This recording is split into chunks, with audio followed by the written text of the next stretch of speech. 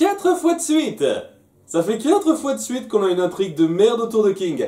Merci série, calmez-vous s'il vous plaît. S'il vous plaît, ça me devient un petit peu lourd. Tant plus que ça sert à rien quoi. Vous auriez pu vous centrer juste sur l'intrigue centrale. L'intrigue centrale qui... Bon, pas parfaite, mais quand même sympatoche, quoi. Là, vous tenez absolument à foutre du King partout qui fait son gamin dans des circonstances qui, je trouve, en plus, sont particulièrement lourdes ici, quoi. Parce que autant dans l'épisode précédent, par exemple, au moins on peut se dire qu'il est dans son petit microcosme à la con, donc son délire peut un tout petit peu être acceptable. Là, bon, on va en parler tout de suite. De toute façon, hein, on va faire le topo. Ça commence sur Luz qui passe son examen d'entrée pour, je sais plus, Excite, voilà ça, Excite. Et ouais, ça se passe pas super, mais c'est suffisant. Elle connaît 2 sorts, elle a suffisamment de capacité, le proviseur dit très bien, ça passe, vous pouvez y aller. Et elle peut entrer donc... dans l'établissement, elle dit bonjour à un peu tout le monde, Amity de son côté et Willow et Gus de l'autre. Apparemment, c'est pas tout de suite que ça va se regrouper avec ces trois-là, hein, tout de suite. Et il y a King qui l'a suivi. Bon, il y a aussi une petite scène avec Eda qui est plutôt jolie, on reviendra un petit peu là-dessus à la fin, quoi. Mais voilà, il y a King qui l'a suivi juste pour fouiller dans les poubelles et bouffer des trucs, parce que c'est un chien dégueulasse, quoi. Et déjà, de base, c'est pas drôle comme gag, je suis désolé, c'est de la merde comme gag, mais en plus de ça, je vous fais rapidement cette sous-intrigue de merde, quoi, il y a un prof qui, en plein cours, se dit « Ah, j'en ai marre de vous faire cours, je me casse, je suis pas assez bien payé. » Il jette sa cravate de prof dans la poubelle, ça tombe sur la tête de gars et il se retrouve dans la classe et dit « Ah, les profs sont respectés, ils peuvent avoir un peu leur sbire avec les élèves et... » Si, déjà, c'est n'importe quoi, hein, je sais pas comment tu te vois le monde du professorat créateur de la série, mais c'est un petit peu une insulte, mais c'est... ouais, quoi, il fait son délire. Et tous les élèves qui pensent que c'est un prof ne voient pas une seule seconde le poteau rose. Lorsqu'il enseigne des conneries qui n'ont rien à voir avec la magie, ils se disent « Ah cool, on m'enseigne des trucs, je suis le prof ». Parce qu'ils sont cons, c'est débile. Et à la fin, il se fait virer par le proviseur parce que ça servait à rien, c'était de la connerie. Merci de m'avoir fait perdre mon temps pour des conneries, quoi. Vraiment. C'est pas grand chose, ça dure quoi 2-3 minutes, c'est pas la fin du monde, mais... J'en ai marre des sous-intrigues sur King. Surtout si c'est pour faire de la merde comme ça. Je vous jure, je vais vraiment commencer à saturer des personnages. Bon, sinon, il y a l'intrigue principale, beaucoup plus longue, beaucoup plus importante, beaucoup plus intéressante. Donc, elle commence un petit peu sa première journée et où elle va voir le proviseur qui lui dit « Ok, on va pas tarder à être inspecté. » Il y a d'ailleurs une petite intro qui est pas trop mal sur le fait qu'il y a des incidents dans d'autres écoles, un autre établissement. Il y a pas mal d'élèves et de professeurs qui ont été retrouvés complètement dépossédés de magie, vidés de magie. Donc bon, tout d'un coup, il est dans... l'approche de compétition dit bien fait pour eux, hein, mais quand ça va lui tomber dessus, parce que c'est évident que c'est un setup payoff, ça va lui tomber dessus, ça sortira pas de nulle part, c'est assez cool au moins de faire ce détail-là. Il y a donc Luz qui arrive et le proviseur Bump lui dit « Il y a un cursus à choisir parmi les 9 qu'on a. » Bon, je vais essayer de faire le topo au maximum. Il y a potion, il y a abomination, plante, prédiction... soins, voilà, c'est tout ce que j'ai, il en manque 4, je sais plus, bref, il y en a plusieurs, quoi, il y a plusieurs types de cursus à suivre, et donc elle se dit, ah, ce serait cool si je pouvais suivre un petit peu tout, et elle se dit, ah non, un seul cursus, par tête de pipe. Et je me dis, ok, je sais pas quoi choisir, alors c'est là qu'il fait une petite référence, une petite parodie du choix-peau de Harry Potter, qui n'a rien à voir avec cette série, cette série n'a rien à voir avec Harry Potter, qui est une fois de plus très bizarre dans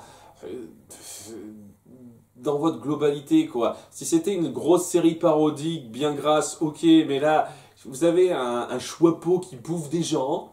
Parce que ouais, c'est ça, hein, je veux manger des jeunes enfants, et vous traitez ça comme une grosse blague, ça devrait être plus grave que ça. Surtout quand, dans ce même épisode, vous mettez en place une situation assez grave, avec une créature qui avale la mèche des gens, quoi. Je sais pas quoi, c'est juste pour faire la référence à Harry Potter quoi, c'est un peu gros quoi. Mais bon, donc elle sait pas quoi choisir, Luz, et le proviseur en choisit un au pif pour elle. Les potions, allez pourquoi pas. Et lorsqu'elle se rend en cours de potions, elle n'est pas super emballée. Parce que bon, déjà, on enseigne une potion de disparition ninja, quoi, en gros, de brume disparition.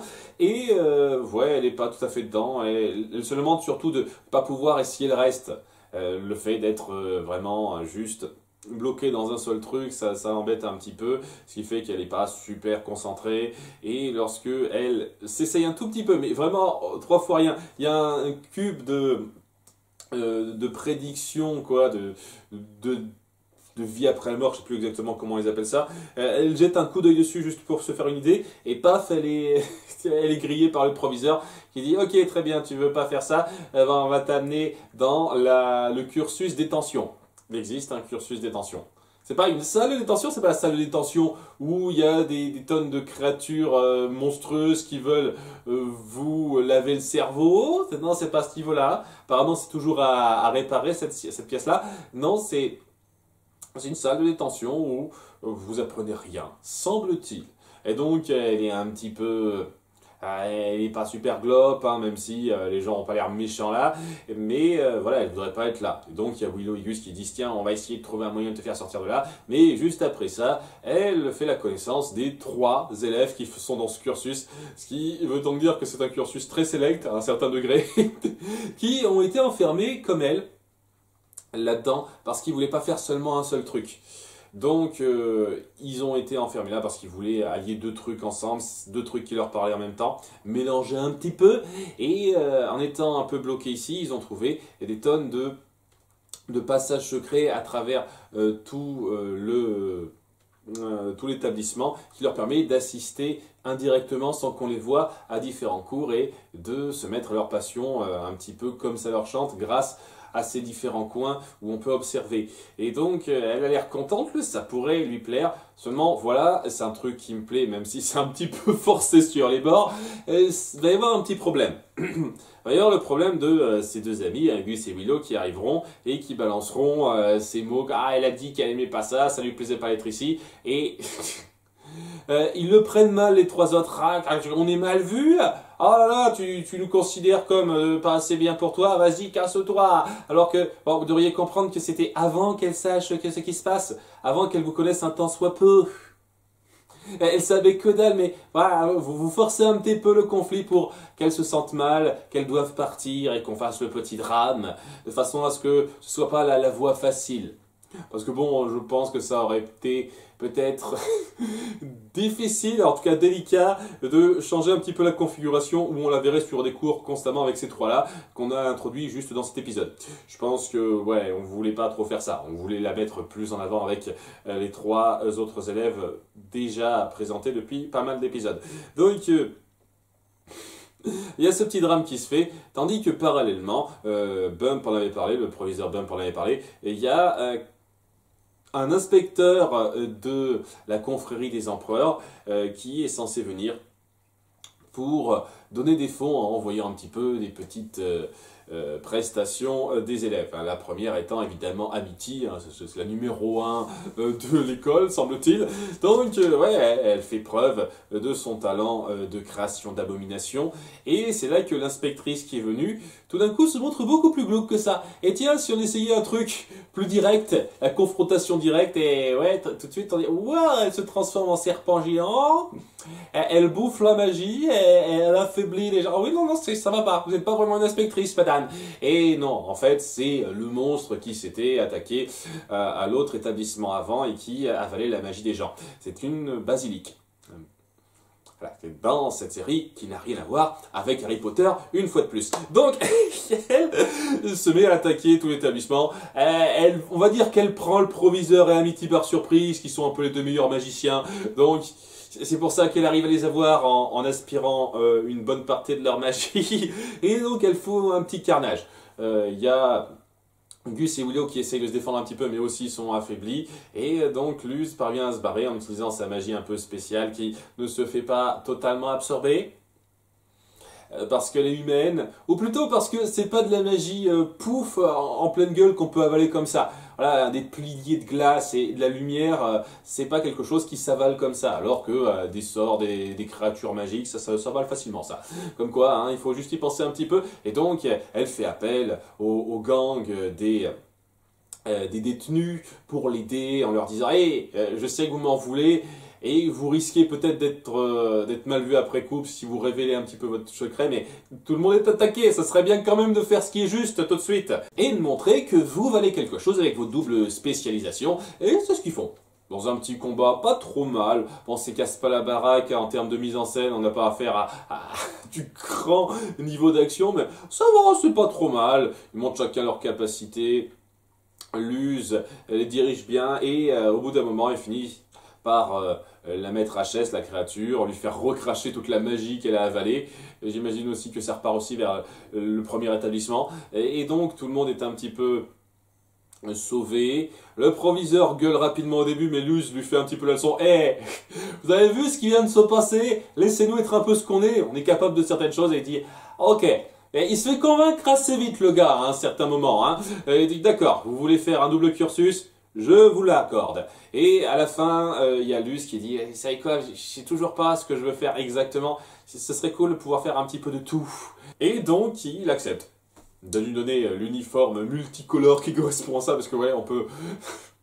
on a un uniforme un peu spécifique lié à chaque cursus, et lorsqu'on fait plusieurs cursus, on peut mélanger les uniformes. Donc là, l'uniforme multicolore, puisqu'elle est 9, enfin 8, puisque la détention doit être à part, et c'est pas le même, je sais pas, j'ai pas suivi tout le détail. Donc ouais, elle peut suivre tout, et donc elle pourra s'intéresser à peu près à tous les cas possibles. Sachant que si elle veut faire de la magie, il faut juste qu'elle apprenne les glyphes à écrire, hein, c'est tout. Hein. À un moment donné, hein, c'est simple comme bonjour. Hein.